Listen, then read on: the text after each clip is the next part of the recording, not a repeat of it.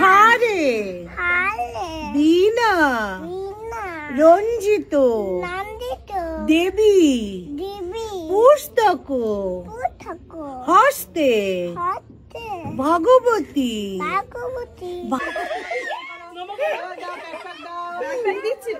Good afternoon সবাইকে। তো এইবারে যে ভিডিওটা তোমরা দেখবে সেটা খুবই মজাদার। আর আমি গেছিলাম হচ্ছে ফার্স্ট টাইম ম্যাজিক মোমেন্টের অফিসে, যেখানে সরস্বতী পুজো হচ্ছিল দিদির। আর সেখানে দিদি একটা পুচকুকে, ওর নাম হচ্ছে নীল পাখি, নীল পাখির হাতে খড়ি, আর হাতে খড়ির জন্য দিদি ওকে লেখাচ্ছিল।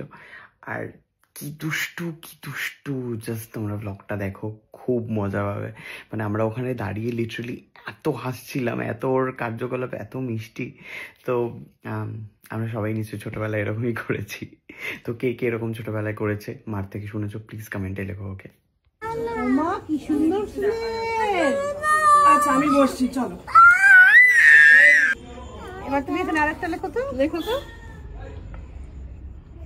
ও আমাকে হাতে করে দিয়ে দেবে, আমি আর ওকে দেবো।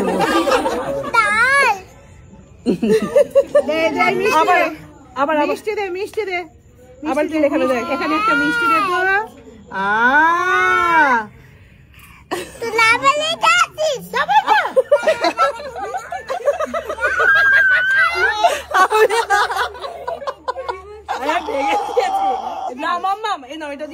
এই যদি তোমার মা করতো না আমার সঙ্গে, দিয়ে দাও একটা হাতটা, তাহলে আমি কি দিতাম তুমি জানো না।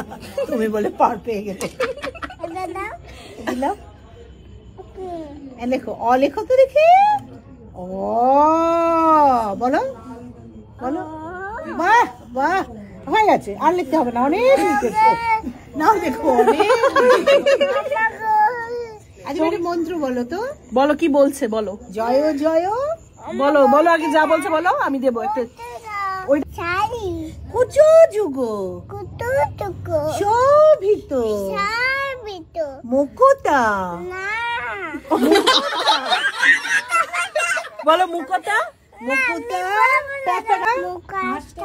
হারে বীণা রঞ্জিত দেবী পুস্তক হস্তে ভগবতী ভারতী দেবী নমস্তুতে।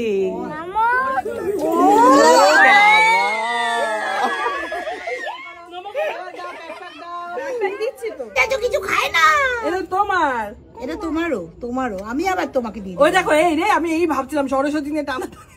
ওমা একটা সরস্বতী, এটা তোমার। আমি আচ্ছা এইটা আবার আমি তোমাকে দিলাম, নাও।